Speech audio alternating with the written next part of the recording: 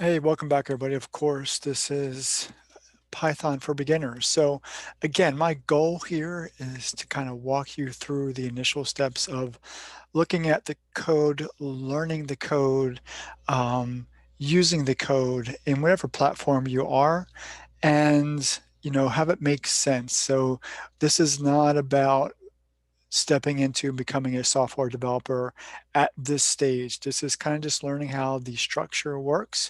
And when we get through the initial parts of all of this, and there's quite a few more steps to go, I do want to talk about how to actually go ahead and plan out your code using pseudocode, using flowcharts, actually structure it in your head, write it down on paper, then build your programs. Be a really good programmer by planning first and deploying second, okay? But what we're doing now is really learning how the pieces fit together, because until you learn how the pieces fit together, planning something isn't really going to make too much sense at this point, because what are you planning? You don't even know what to plan yet.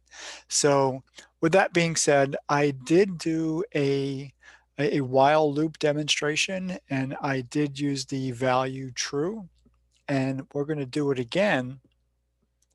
So with this in mind, we actually want to run, and that's all we're running is the while loop. So as you can see, I've got a Boolean value up here called a value, and it's declared as true initially.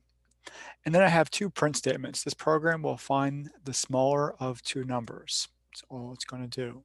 You will need to provide those two numbers. So requiring user input. And what I like to do is to always give the user some indication as to what to expect from the program. That's kind of um, my standard operating procedure is always use those print statements, and at some point we'll pull from a file, or we're going to put them all into a variable.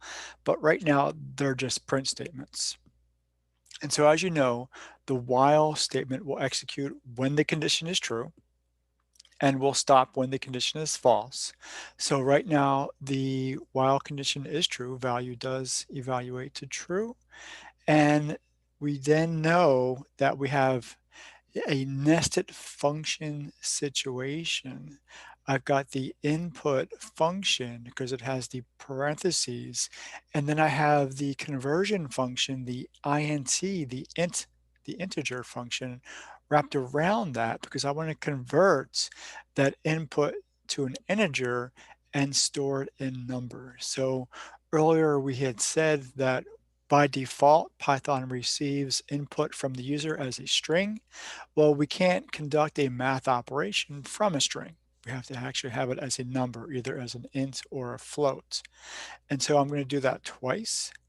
And then I'm going to use the conditional statement if. So if something is true, execute that block of code. If it's not true, if it evaluates to false, don't do anything with that code, jump to the next line.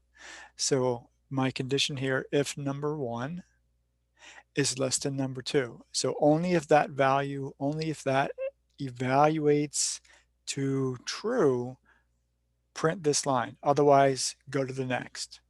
That's it. My next line is my else statement. Print number two is smaller than number one. So just the reverse. And in no way will this evaluate to, are they the same thing? It doesn't even do that. In the previous example, I do believe I showed you that if they're equal, if they evaluate to the same, we could actually do a different statement, different output, but not now. However, I then do another input statement, and it's to a new value variable, and all it says is enter S if you want to stop the program. So we have new value dot lower. So what it's going to do with that input is if I've done any capital letter, it's going to change it to a lowercase letter. That's what the dot lower function is all about. And if it's S, only if it's S, change the value, the Boolean value to false, which will make this not true. It'll be false. It'll stop the program. Let's take a look at it.